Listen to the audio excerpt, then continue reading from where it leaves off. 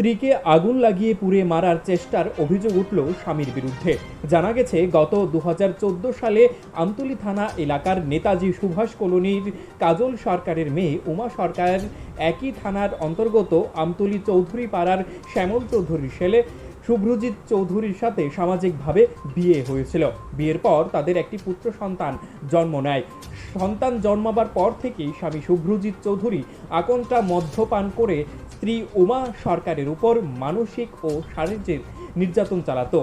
দিনের পর দিন এই নির্যাতনের মাত্রা বৃদ্ধি পেলে প্রতিবাদ জানায় গৃহবধূ উমা সরকার। প্রতিবাদ জানাতে স্বামী সহ শাশুড়ি সন্ধ্যা চৌধুরী নির্যাতন শুরু করে পাশাপাশি শ্বশুরের বিরুদ্ধেও এক ঝাঁক অভিযোগ উঠে এসেছে। পরে শ্বশুর সহ শাশুড়ির শারীরিক ও মানসিক নির্যাতন সহ্য করতে না পেরে গৃহবধূ উমা সরকার তার বাপের বাড়ি চলে যায়। পরে কয়েক দফায় গ্রাম সভারও আয়োজন করা হয়। কিছুদিন ঠিকঠাক চললেও পুনরায় আবার শাশুড়ি ও স্বামী নির্যাতন শুরু হয়ে যায়। গত 3 দিন আগেও একই চিত্র পরিলক্ষিত হয়। 3 বছর পর স্বামী শুভ্রজিৎ চৌধুরী স্ত্রীকে ফিরে পেতে লিগেল সার্ভিসের দ্বারস্থ হয়। পরে লিগেল সার্ভিসের কাউন্সিলের মাধ্যমে সিদ্ধান্ত অনুসারে গৃহবধূ উমা সরকার তার স্বামীর বাড়িতে সন্তানকে নিয়ে যায়। সেখানে 2 দিন ভালো চললেও ফের নির্যাতনের মাত্রা বৃদ্ধি পায়। উল্লেখ্য, 3 দিনের মাথায় রাতে ঘুমের ঘরে শুভ্রজিৎ চৌধুরী তার স্ত্রীকে ঘুমের ওষুধ খাইয়ে শরীরের বিভিন্ন জায়গায় আগুন দিয়ে পুড়ে মারার চেষ্টা করে। রাতে গৃহবধূ ঘুম ভাঙতে ঘটনাটি আন্দাজ করতে পারে।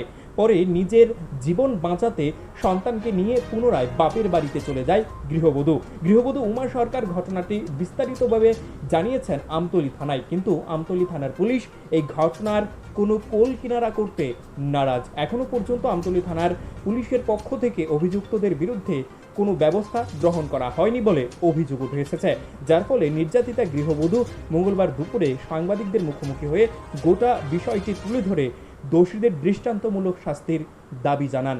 এখন দেখার বিষয় আমতলী থানার পুলিশ এই ঘটনার তদন্ত চালিয়ে কি ব্যবস্থা গ্রহণ করেন।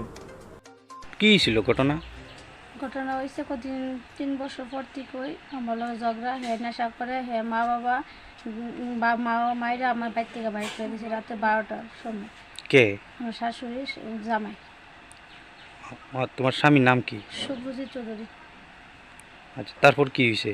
এরপর বাড়িতে বাইর করে দিয়েছে। পরে আমি 6 মাস আমি বাবার বাড়িতে আসছিলাম। এরপর আবার আইসে পাড়ার লোকজন মেম্বার প্রধান মিলাইয়া মিটিং করে দিছে।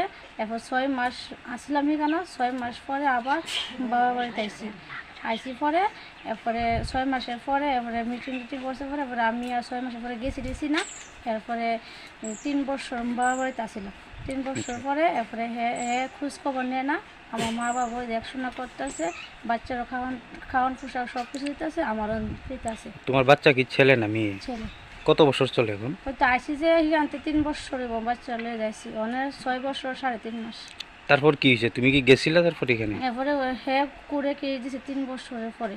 কুড়ে কেস দেওয়ার পরে কুড়ে রায় হয়েছে আবার যাওয়ার লেগা মিলিত করে দিছে। আচ্ছা, তারপর গেছি পরে এরপরের দিন হ্যাঁ আমার লোক ঝগড়া করছে রাত্রে। যেদিন রাত্রে গেছি এদিন রাত্রে ঝগড়া করছে পরে হ্যাঁ আমি বলে ঘরে লুবে আইসি, টাকা লুবে আইসি, তুই আইসুত জানি তাহলে শহীদ আইসুত না ডিফুজ দিয়ে। Bureau report, news live 24 Tripura.